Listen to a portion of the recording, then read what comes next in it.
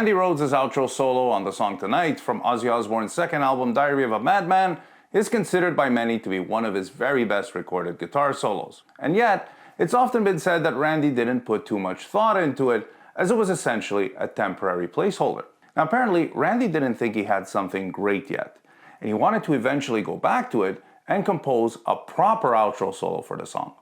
But as it turned out, they ended up keeping what was already there as they quickly ran out of time, being given a mere 2 months to record the entire album. Now, when people hear this, they tend to think he essentially just improvised a quick lead break with some random phrases and licks that just happened to sound cool. It's actually a little more complex than that. First of all, we have to keep in mind that Randy was great at improvising and being able to come up with musically interesting yet melodic ideas quickly over a chord progression or musical passage. This is something most accomplished musicians are able to do in the first place, but Randy's ability was just exceptional. You also have to consider that there were probably an abundance of melodies and motifs just building up in his mind as they were composing the song and putting it together. So for sure, he played the main solo and the outro multiple times during that phase. So by the time they got around to recording the song, something was already starting to take shape. And you can hear some clearly recurring motifs and melodies in the outro solo, and you can get a sense of a musical structure where he alternates between these darker Aeolian melodies, licks that just sound cool, and blues-based phrasing that he manages to make sound particularly eerie in the context of the song. And in fact, the song itself is a very eerie, emotional roller coaster, and it's actually quite fitting with the album title because the mood changes pretty drastically in a few spots. So in this video, I'm going to take a closer look at the way the solo is structured, what's going on musically and technically, and also why it works so well that it's widely acclaimed even though it appears at the end of a relatively obscure deep cut. So this won't be a note-for-note tutorial, but if you like to follow along with the tab, it is available for download on my website, licksofthebeast.com, and on my Patreon, patreon.com/licksofthebeast. As always, let's take a quick look at the accompaniment so that we have a better sense of the context in which the solo takes place. And if you're following along with your guitar, I'm tuned down a half step to E-flat standard like Randy is on the song. This is a 4-chord progression in the key of E minor. So we have the chords E, C with the G in the bass, C sharp with the G sharp in the bass, and A.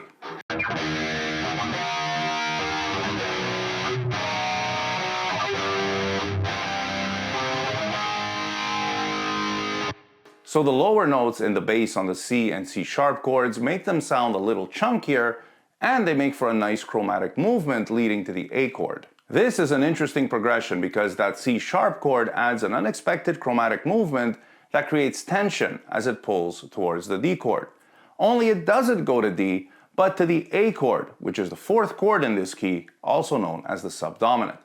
And that's a move that gives a bit of color to the progression and also creates a sense of anticipation for the home chord. Very often people will go to the 4 chord, then the 5 chord, also known as the dominant.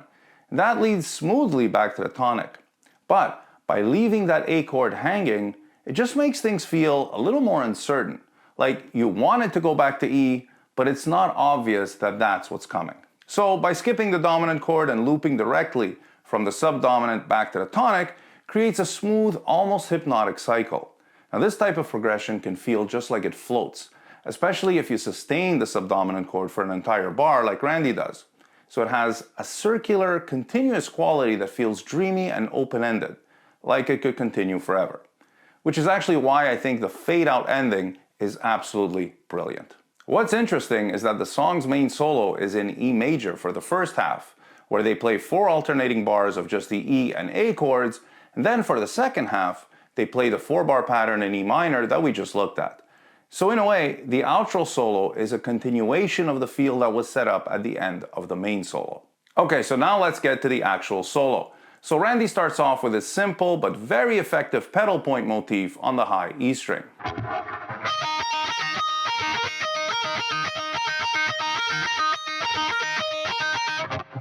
So it's a 3-note motif made up of the root E in 2 octaves and then the 5th B, which could actually be considered a double pedal in musical terms. So it's a simple but really effective lick because a repeating motif like this gets framed differently by each chord in the progression. So the notes take on different harmonic roles, representing different intervals with each chord. He then jumps down to the lower octave with a melodic phrase in E Aeolian, which is a heavy metal staple.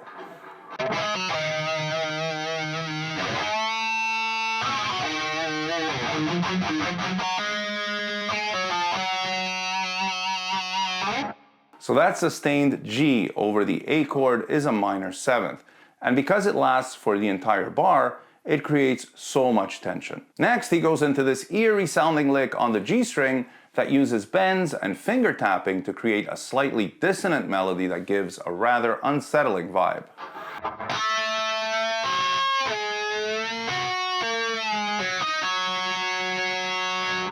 So the first two bends are just a half step up. So the A to B flat makes a tritone against the E power chord, and the C that he taps becomes a C sharp. So it makes like an E sixth chord altogether. And it sort of hints at the upcoming C sharp chord. So there's a lot of really cool, creative, and musically interesting stuff going on, and we're not even halfway into the solo yet. From there, he goes into this pentatonic phrase.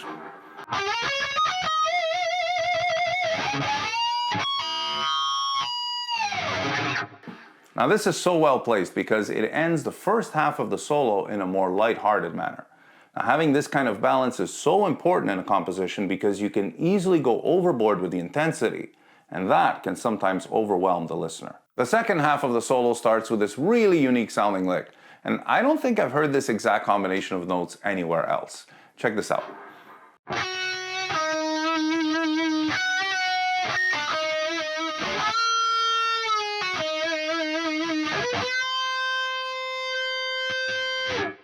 Now what's really different about it is the placement and the duration of the chromatic half steps used to create tension in the phrase.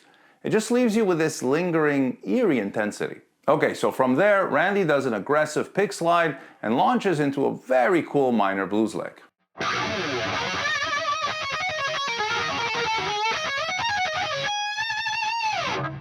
Seriously though, how cool is that lick? So that's all just the minor blues scale.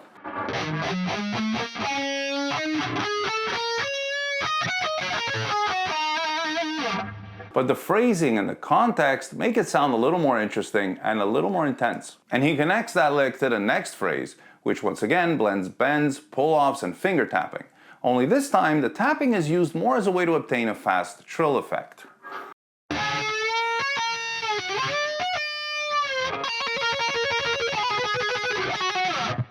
Then we get a nice slow bend at the 21st fret of the E string.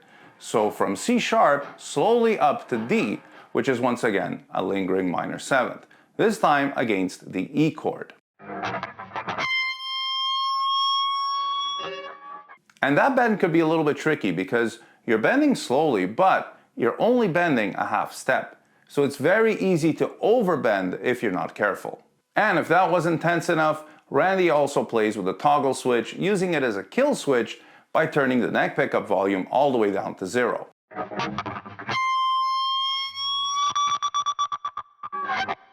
Now from here, the solo does begin to feel a lot more like ad-libbing or improvising, although he will reiterate a few licks from earlier in the solo.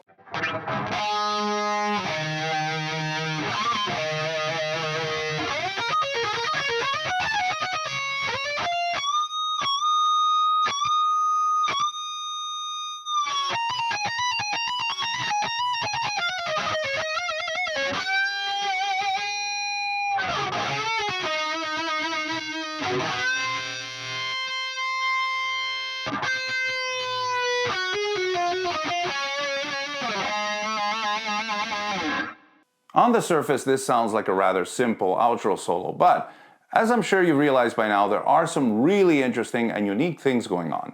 The long notes, whether they're played dead on or as bends, really give a sense of pondering and contemplation, and that's something I think complements the imagery of the song's lyrics remarkably well. And as I mentioned earlier, the way Randy alternates between the rather dark-sounding Aeolian melodies, the more technical, cool-sounding licks that combine multiple bends, slides, and finger tapping, and the blues-based phrases that somehow sound a lot more creepy than bluesy. So I feel it's time to rethink the way we describe this as a placeholder, throwaway solo. And even if Randy Rhoads might have felt that way about it, with the knowledge that he could ultimately do better had he been given more time, it remains a solo that Randy Rhoads played when he was at the peak of his abilities. The fact that this solo doesn't end might be one of the reasons why it resonates so strongly with Randy Rhoads fans. As the song fades out, Randy just keeps going and never stops playing. Thank you all so much for watching, and stay tuned for more licks of the Beast.